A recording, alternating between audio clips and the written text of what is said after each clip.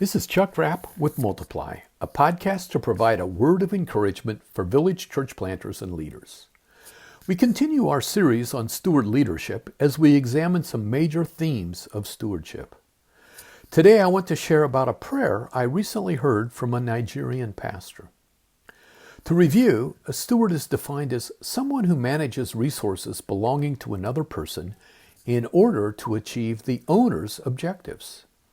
In our context, we are managing resources provided by the Lord for our village church planting work. Well, here is Pastor Isaac's prayer from just a couple of weeks ago. Above all, we pray that we will be more productive for your kingdom. Let me say that again. Above all, we pray that we will be more productive for your kingdom. As I break down that prayer into its parts, I see 3 points that he made. He began with above all. This implies a first priority for our leadership. Exemplary steward leadership places an emphasis upon fruitfulness. I'll share further in my next podcast about the importance of accountability. Our owner, God, like the owner in the parable of the talents, you can read this again in Matthew 25, expects a return corresponding to what he's entrusted to us. Secondly, in Pastor Isaac's prayer, he prayed that we might be more productive.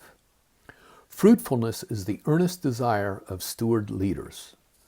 One of the scriptures that motivates me greatly is Luke chapter 12, verse 48.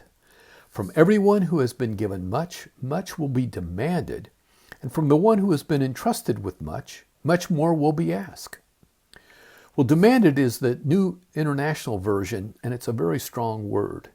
In the New English Version and in several others, this word is translated as required. As I studied this verse, other translations used expected or responsible. The clear point of this instruction is that the Lord will hold steward leaders accountable to be fruitful with the resources entrusted to us. And finally, he closed his prayer with the words, "For your kingdom." I appreciate this. You see, Christ's kingdom is to be the beneficiary of our service. We're not to build up our reputations or to call attention to our personal ministries. Steward leaders serve not to seek positional promotion or advancement. Jesus taught about this in his Sermon on the Mount. We are to seek first his kingdom and his righteousness, and all these things will be given to you as well. That's Matthew 6:33. Now, sometimes acclaim or promotion may follow our service, but these are a byproduct, not the objective of our steward leadership. Next time, we will continue our study of steward leadership. This has been a word of encouragement for village church planters and leaders.